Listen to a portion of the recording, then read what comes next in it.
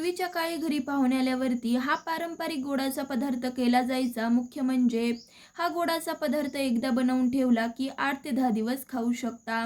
तर जास्त वेळ न वाया घालविता लगेचच आपण रेसिपीला सुरुवात करूयात. तर त्यासाठी काय करायचं, एका भांड्यात पाववाटी बारीक केलेला गूळ घ्यायचा आहे. गूळ बारीक केला म्हणजे ज्यावेळेस आपण हा विरघळवू त्यावेळेस तो पटकन असा विरघळला जाईल.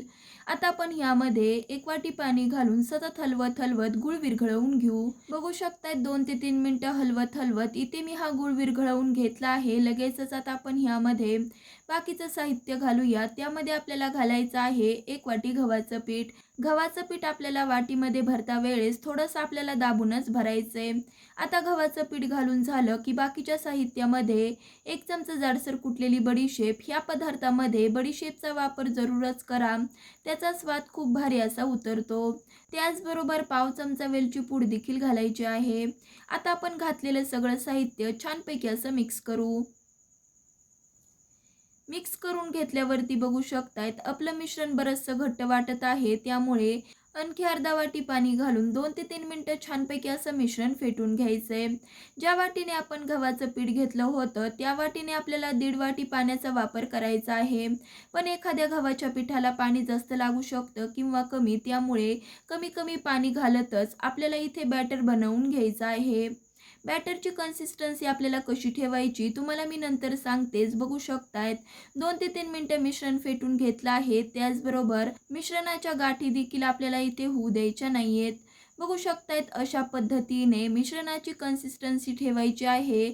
ज्या पद्धतीने आपलं भजीचं बॅटर असतं त्याच पद्धतीने आपल्याला इथे कन्सिस्टन्सी ठेवायची आहे. आता आपलं इथे बॅटर बनवून तयार आहे. लगेचच आता आपण तेल गरम करत ठेवू. तेल मध्यम गरम झालं की तयार बॅटरमध्ये इथे आपल्याला पाव चमचा खाण्याचा सोडा घालून एकाच डायरेक्शनमध्ये 2 ते 3 मिनिटं मिश्रण फेटून घ्यायचं आहे. सोडा घातल्यावरती 2 ते 3 मिनिटं मिश्रण फेटून घेतल्यामुळे मिश्रणामध्ये थोडीशी हवा भरल्या जाते. त्याचबरोबर ज्यावेळेस आपण तेलामध्ये गुलगुले सोडू, जरी आपण छोटे छोटे गुलगुले सोडले तरीसुद्धा छानपैकी टमटमीत असे फुगतात.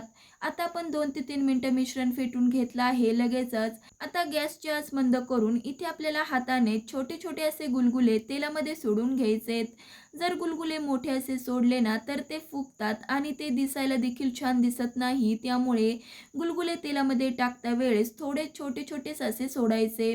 बघू शकता तिथे मी अशा पद्धतीने छोटे छोटे जरी सोडले आहेत तरीसुद्धा छानपैकी असे दुप्पट फुललेत. सगळे असे गुलगुले सोडून झाल्यावरती 2 ते 3 मिनिटं अजिबातच झाऱ्या लावायचा नाही. थोडेसे गुलगुले सेट झाल्यावरतीच नंतरच आपल्याला चमचा किंवा झाऱ्याने हलवून घ्यायचेत. गुलगुले जरी तळता वेळेस एकमेकांना चिटकले तरीसुद्धा जसजसं आपण तळत जाऊ तसतसे ते सुट्टे सुट्टे होतात. बघू शकता तिथे मी 2 ते 3 मिनिटं सतत हलवत हलवत छान असे लालसर रंगावरती गुलगुले तळून घेतले आहेत. लगेचच आता आपण हे काढून घेऊ. गुलगुल्यातलं तेल पूर्णपणे निथळून काढायचे, नंतरच ताटलीमध्ये काढून घ्यायचेत. बघू शकतायत इथे मी पूर्णपणे गुलगुल्यातलं तेल काढून घेतलं आहे. लगेचच आता आपण एका डिशमध्ये काढून घेऊ. बाकीचे देखील अशाच पद्धतीने करून घेऊ. पूर्वीच्या काळी घरी पाहुणे आल्यावरती हा पारंपरिक गोडाचा पदार्थ म्हणजे गुलगुले हमखासच बनवले जायचे. मुख्य म्हणजे हे गुलगुले 8 ते 10 दिवस टिकतात. त्यामुळे एकदा बनवून ठेवले की केव्हाही खाऊ शकता. सगळे असे गुलगुले तळून झाले आहेत. तुम्हाला मी इथे गुलगुला तोडून दाखवते. वरून हलके फुलके त्याचबरोबर आतून जाळीदार असे इथे आपले गुलगुले तयार झाले आहेत. तर तुम्ही कधी ट्राय करतायत ते तर कमेंट करून सांगा. त्याचबरोबर अजूनही चॅनलला सबस्क्राईब केलं नसेल तर नक्कीच सबस्क्राईब करा. तर पुन्हा भेटूयात एका नवीन रेसिपीसह. तोपर्यंत धन्यवाद.